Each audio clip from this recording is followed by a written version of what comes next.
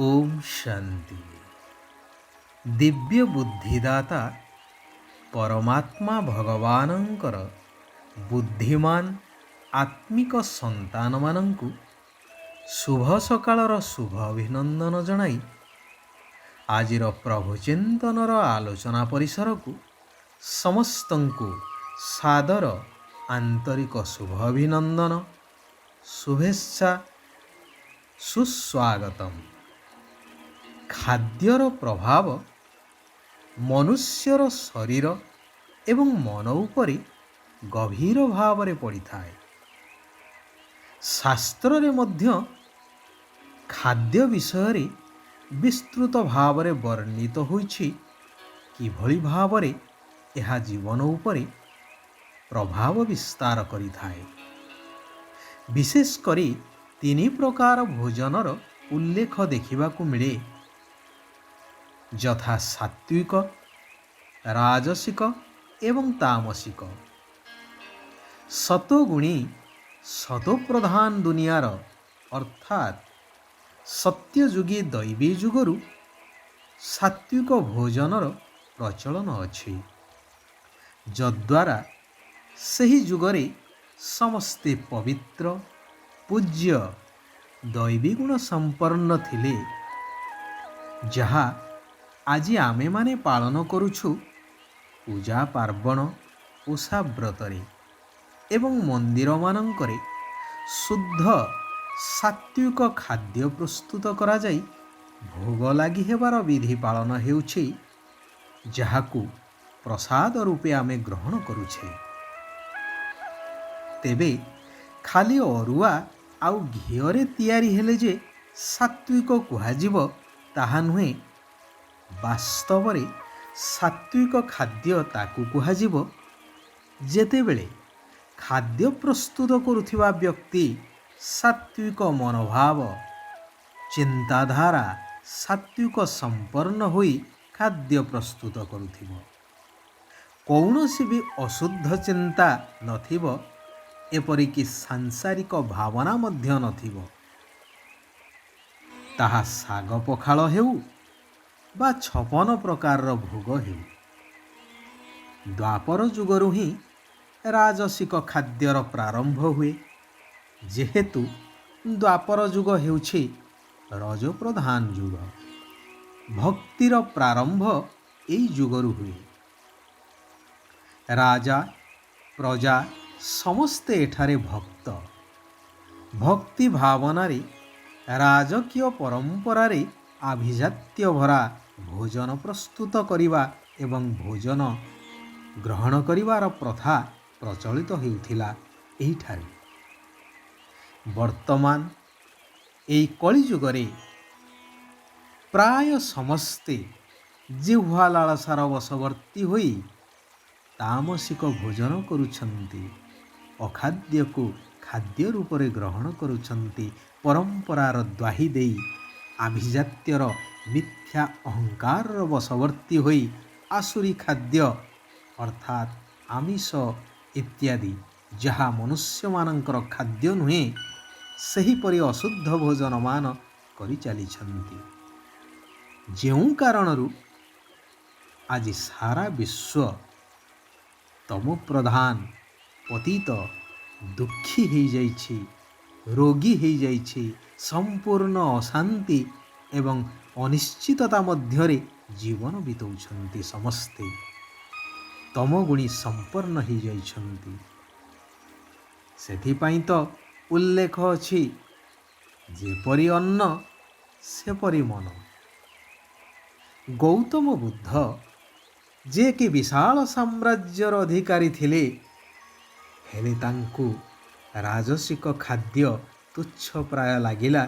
से संपूर्ण सात्विक अन्न ग्रहण करी राजप्रसाद रे मध्य सन्यासी भली जीवन व्यतीत करुथिले। जेउ कारणरु अल्प दिन रे संसारर मोह राजपदर मोह को छाड़ी तपस्वी होई गृहत्याग करी चली गले एवं बुद्धित्व को प्राप्त करी मानव समाज को दिग्दर्शन देवाई बौद्ध धर्मर स्थापना करी ଜ୍ଞାନାଲୋକ ପ୍ରଦାନ କରି ଚାଲିଲେ। ଏହି ସାତ୍ଵିକ ମନୋବୃତ୍ତିକୁ ଆଣିବା ପାଇଁ ହେଲେ ସାତ୍ଵିକ ଭୋଜନର ବହୁତ ମହତ୍ଵ ରହିଛି। ଶୁଦ୍ଧ ଚିନ୍ତାରେ ପ୍ରସ୍ତୁତ ଶୁଦ୍ଧ ଭୋଜନ ଖାଇବା ଦ୍ୱାରା କେବଳ ଶରୀର ନୁହେଁ, ମନ ମଧ୍ୟ ଶୁଦ୍ଧତାରେ ଭରପୁର ହୋଇଯାଇଥାଏ।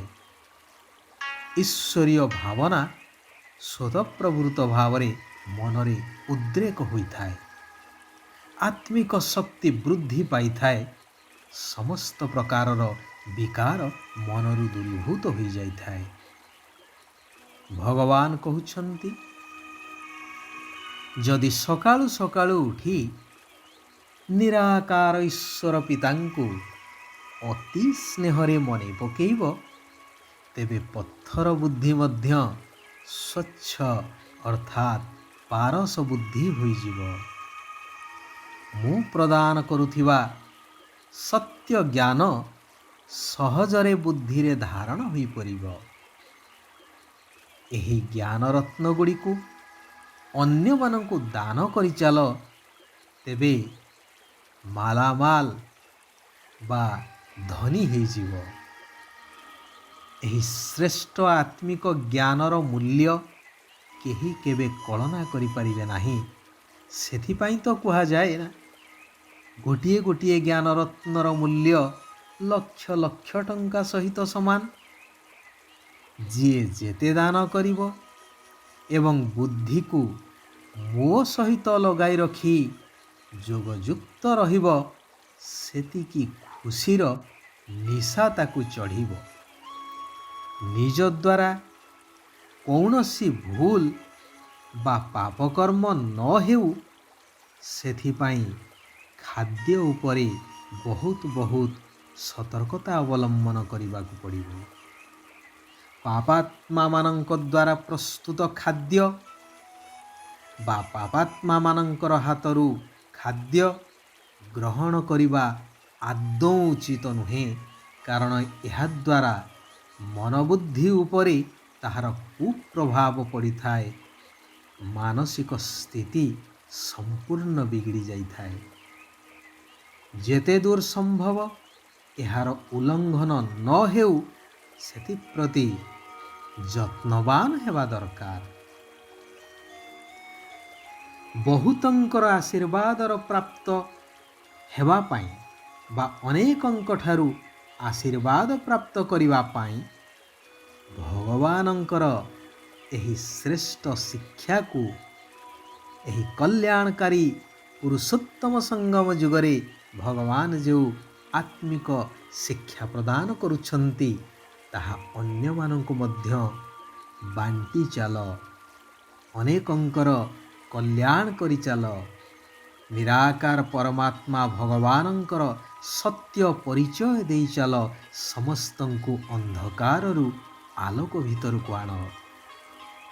ନିରହଙ୍କାରୀ ହୋଇ ଏହି ସେବା କରି ଚାଲ।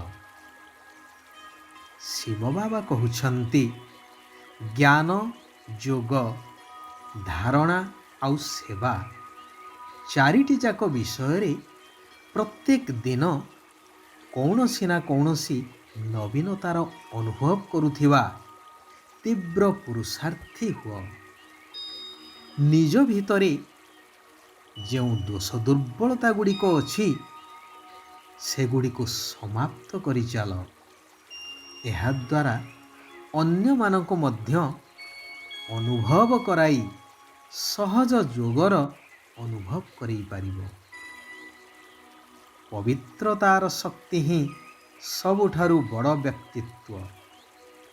ଯେଉଁ ପବିତ୍ରତାର ଧାରଣା ଯୋଗୁଁ ସମସ୍ତେ ଦେବୀ ଦେବତାଙ୍କୁ ମୁଣ୍ଡିଆ ମାରିଥାନ୍ତି, ସାଧୁ ସନ୍ଥଙ୍କ ଆଗରେ ମୁଣ୍ଡ ନୁଆଇଥାନ୍ତି। ଆଚ୍ଛା, ଆଜି ପାଇଁ ଏଇଠାରେ ଆମେମାନେ ବିରାମ ନେବା।